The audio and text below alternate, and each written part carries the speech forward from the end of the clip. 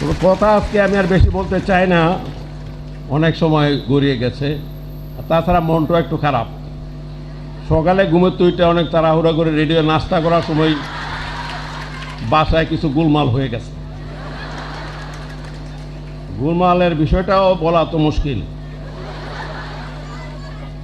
আমি যখন নাস্তা করি তখন আমার স্ত্রী সে ইনসুলিন নেবে,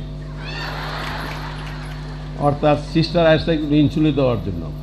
তা আমি বাইদি ভাই সিস্টারকে বললাম যে ইনসুলিনের দাম কত। পরে বলল যে একটা ইনসুলিন দিয়ে 2 দিন চলে, দাম হইল 900 টাকা। তো যাই হোক, এখন তো রাষ্ট্রপতি বা তার স্ত্রীকে সরকারিভাবে চিকিৎসা দেওয়া হয়। আমি যখন আমার এই পথ থাকতো না, আমি যখন চলে যাব তখন তাহলে এই রোজ 450 টাকার ইনসুলিন, আরও তো অনেক ওষুধ বিষুধ আছে। দেখা যায় যে হিসাব করলে প্রায় 1000 টাকা রোজ ওই ওষুধের আর ইনসুলিন। আমি তাহলে এই পদের থেকে আমি গেলে তখন এই টাকা করতে আইব, এটা তো একটা মহা সমস্যার ব্যাপার। পরে কয়ে তো ইনসুলিন করতে পারেন, তুমি দিবা। আমি কত অত টাকা করতে দেবো, রোজ 1000। পরে আমি বললাম যে দেখো, তোমাকে যখন আমি বিয়ে করছি তখন কথা ছিল তোমার ভাত কাপড় দিব, ইনসুলিন দেওয়ার তো কোনো কথা ছিল না।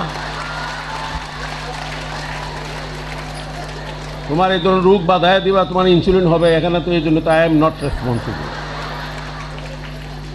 মানে এ নিয়ে অনেক কথা কাটাকাটি হলে তো আমি বললাম যে ঠিক আছে, যার যার হিজ যে ভালো, যার যার পথে যাও। তখন সে প্রশ্ন তুললো যে ঠিক আছে, তাও যাইতে রাজি আছি। কি? আমি বললাম তো যাও। তাহলে আমার যে তখন বিয়ের কাবিন ছিল 25,000 টাকা। আমি বললাম যে 25,000 টাকা আমি দিতে রাজি আছি, তুমি যাও। পরে বলে কেউ না, 25,000 টাকা তো এখনের না, 64 সালে তুমি আমার বিয়ে করছো। তখনকার 25,000 টাকা, এখন তার কথা হলে বলে 25 কোটি। তখন এটা কথা আছে 25 কোটি আমি দিতে পারতাম না। হয়তো কথা আছে না 9 মন গিয়ে হইতো না, রাত আর নাইসও হইতো না, এমন একটা অবস্থার মধ্যে।